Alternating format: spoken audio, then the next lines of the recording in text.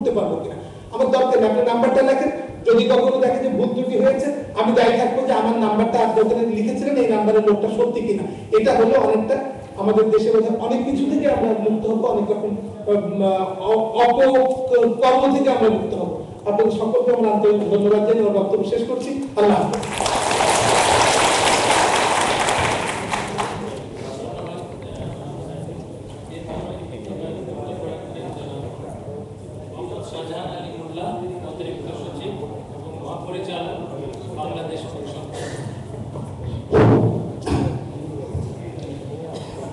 আজকের এই আলোচনা সভা মাননীয় প্রধান অতিথি, মাননীয় পরিকল্পনা মন্ত্রী, মাননীয় সভাপতি, প্রবন্ধ উপস্থাপক জনাব ফখরুজ্জামান এবং আলোচকবৃন্দ এবং সুবৃন্দ, আসসালামু আলাইকুম। যিনি আজকের এই কিনোট পেপার উপস্থাপন করলেন জনাব ফখরুজ্জামান, তিনি সুন্দরভাবে এই বিষয়টি উপস্থাপনা করেছেন। তিনি যে আন্তঃসংযোগ যে আমাদের বিভিন্ন প্রতিষ্ঠানগুলোতে তেমন একটা নাই, তিনি তা উল্লেখ করেছেন এবং কিভাবে করা যায় বিস্তারিত বলেছেন। তিনি যে মিটার গেজ, ব্রড গেজের বিষয়টা বলেছেন, তারপরে এগুলা চমৎকার উদাহরণ দিয়েছেন। তো আমরা এই ইন্টিগ্রেশনের মাধ্যমে আমরা কিন্তু যে ডিজিটাল বাংলাদেশ সেটা গড়ার পথে আমরা অগ্রণী ভূমিকা পালন করতে পারি। তো আমরা বাংলাদেশ, আমার যে প্রতিষ্ঠান বাংলাদেশ ব্যুরো অফ স্ট্যাটিস্টিক্স, তো সেটি কিন্তু এই আন্তঃসংযোগের বিষয়ে কিছু কাজ করছে এবং আরো করার জন্য নানা পরিকল্পনা গ্রহণ করেছে। তার মধ্যে একটি যে আমাদের যে এখন যে আমাদের ভোটার আইডি কার্ড বা ন্যাশনাল আইডি কার্ড যেটা হচ্ছে, তো সেখানে যে জিও কোড ব্যবহার আমরা করি, আমাদের আছে, কিন্তু এটা আমরা প্রথম করেছিলাম। তো সেটি নির্বাচন কমিশন সেটা ব্যবহার করছে, সেখান থেকে দিয়ে ভোটারদের আইডেন্টিটি করা হচ্ছে। তাছাড়া এই জিডি ব্যবহার করছে অন্যান্য সংস্থা কিন্তু সেটা ব্যবহার করছে। তো এটাকে আরো কিভাবে উন্নত করা যায় সেটা আমরা করতে পারি। আমাদের যেটা আরেকটি বিষয় যে নির্বাচন কমিশনের যে ভোটার আইডি কার্ড আছে, সেখানে কিন্তু 18 বছর উপরে আছে, নিচের গুলো নাই, নিচের গুলো হয়তো বার্থ রেজিস্ট্রেশন প্রজেক্টে আছে। তো সেটা আমাদেরটা এবং নির্বাচন কমিশনেরটা এবং যদি বার্থ রেজিস্ট্রেশন সবগুলো মিলে যদি আমরা একসঙ্গে ইন্টিগ্রেট করতে পারি, তাহলে কিন্তু একটা সুন্দর ডাটাবেস আমরা তৈরি করতে পারি।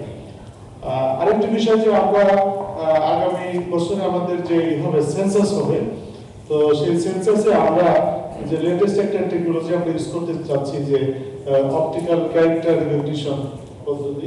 তো সেখানে আমাদের কিন্তু প্রতিটা নাগরিকেরই নাম এবং তার একটা তাদের যে বিভিন্ন ইনফরমেশন সেখানে কিন্তু আমাদের থাকবে। তো সেটাকেও আমরা এটা ইন্টিগ্রেশন কাজে আমরা সেই বিষয়টা কিন্তু আমরা ব্যবহার করতে পারি।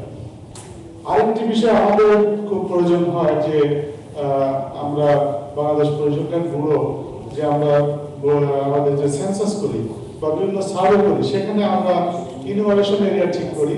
তো সেই ইনোভেশন এরিয়াটাকে যাতে সঠিক হয়, যাতে কোনো লোক বাদ না করে বা কোনো লোক দুইবার যদি কোনো না হয়, সেই কারণে আমরা জিও কোডের সঙ্গে আমরা যেটা জিআইএস যে সিস্টেম সেটা আমরা কিন্তু ব্যবহার করছি। সেখানে জিআইএস ব্যবহার করার সময় আমরা যে স্পার্সর সঙ্গে আমরা কোঅর্ডিনেট করে করছি, কিন্তু এটা ইন্টিগ্রেশনটা তেমন একটা আরো করার দরকার আমি মনে করি। তো তা না হলে কিন্তু আমরা যে সঠিকভাবে আমরা কিন্তু আমরা যে এটা করা যে সেন্সাস করা, লোক করা আমাদের সম্ভব হয় না। এই বিষয়টা কিন্তু অনেক দেশ করছে। আমি গত মাসে জাতিসংঘের যে পরিসংখ্যান কমিশনের মিটিংয়ে গিয়েছিলাম, তো সেখানে এই বিষয়টা বিস্তারিত আলোচনা হয়েছে এবং আমাদের পজিশনটা কিন্তু আমি সেখানে বর্ণনা করেছি যে আমরা এরকম অন্য সংস্থার সঙ্গে কোঅর্ডিনেট করে করছি। কিন্তু এটি অধিক ইন্টিগ্রেশনের মাধ্যমে ব্রাজিল এবং মেক্সিকো তারা কিন্তু এটা সফলভাবে কিন্তু বাস্তবায়ন করেছে এবং সেখানে কোনো লঙ্ঘনের ক্ষেত্রে কোনো ডুপ্লিকেশন হয় না, কেউ বাদও যায় না। আমরা সেটা করতে পারি। আমাদের যে বাংলাদেশ ব্যুরো অফ স্ট্যাটিস্টিক্সে একটা আমাদের একটা ডাটা ব্যাংক আছে, তো সেখানে অনেক আরব সুমারি, কৃষি সুমারি, অর্থনৈতিক সুমারি, এই সমস্ত সুমারি এবং অন্যান্য যে তথ্য বিভিন্ন প্রশাসনিক সূত্র থেকে যে তথ্য আছে সেগুলো করে কিন্তু আমরা একটা ইন্টিগ্রেশন কিন্তু আমাদের আছে। তো আমরা আরেকটি বিষয় যে আমাদের যে নিজস্ব যে উনি একটা কথা বলেছেন যে ডিপার্টমেন্টগুলোতে কিন্তু ইন্টিগ্রেশন সব জায়গায় নাই, যে একই ডিপার্টমেন্টে কাজ করছি। তো আমরা ব্যুরো অফ স্ট্যাটিস্টিক্সে কিন্তু আমরা এটা কিন্তু আমরা আগেই করে ফেলেছি। আমাদের যে কোনো সার্ভে হোক, নানা ধরনের সার্ভে কিন্তু আমাদের হয়, সেন্সাস অনেক রকমের সেন্সাস হয়, এবং প্রতিটা ক্ষেত্রে কিন্তু আমাদের যে জিও কোড আমরা ব্যবহার করি, ইউনিটটা কিন্তু আমাদের ঠিক একইভাবে কিন্তু আমরা করি, কোনো রকমের ডুপ্লিকেশন হয় না বা কোনো ইন্টিগ্রেশন হবে না, সেটা আমরা করছি, সেটাকে আমরা আরো শক্তিশালী করতে পারি। আর আরেকটি বিষয় যে আমরা মাননীয় প্রধান অতিথি এখানে আছেন, যে আমরা একটা স্ট্যাটিস্টিক্যাল আইন করতে যাচ্ছি, সেই আইনের মাধ্যমে যাতে বিভিন্ন সংস্থা তাদের যে তথ্য সংগ্রহের ক্ষেত্রে ব্যুরো অফ স্ট্যাটিস্টিক্সকে সহায়তা করে এবং তাদের তথ্যগুলো যাতে আমাদের কাছে দেয়, সেটাও আমরা সেখানে ইন করানোর জন্য আমরা প্রস্তাব রাখছি। তো এইভাবে আমরা ব্যুরো অফ স্ট্যাটিস্টিক্স থেকে আমরা চেষ্টা করছি। আরেকটি বিষয় যে এখন আলোচনা আসছে যে ন্যাশনাল ইনফরমেটিক্স সেন্টার জাতীয় একটা প্রতিষ্ঠান আমরা করতে পারি কিনা, তো সেটা আমাদের দেশে কিন্তু আছে, এবং তার মধ্যে একটা তথ্য ভান্ডার এবং সেখানে পোর্টাল থাকবে, বিভিন্ন সংস্থার পোর্টাল থাকবে।